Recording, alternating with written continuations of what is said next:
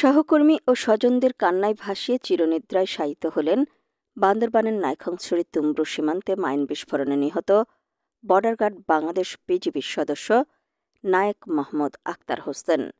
১ November সকাল 11:30টার দিকে তাকে সামরিক মর্যাদায় দাফন করা হয় ভোলার দৌলতখান পৌরসভার জাকির হোসেন ফাউন্ডেশন মসজিদের কবরস্থানে। এর আগে দৌলতখান ঈদগাহ মাঠে অনুষ্ঠিত জানাজায় অংশ নেন শত শত মুসল্লি। সেখানে সহকর্মী, আত্মীয় স্বজন, রাজনৈতিক নেতাকর্মী ও সর্বস্তরের মানুষ অশ্রুসিক্ত বিদায় জানান তাদের প্রিয় আক্তারকে। ১ নভেম্বর সকাল 11:30টার দিকে বিজিবি সদস্য আক্তারের মরদেহবাহী হেলিকপ্টার ঢাকার সম্মিলিত সামরিক হাসপাতাল থেকে ভোলার দৌলতখান হেলিপ্যাডে এসে পৌঁছায়। শত শত মানুষ হেলিপ্যাডে ভিড় করেন মরদেহ গ্রহণ করতে। মরদেহ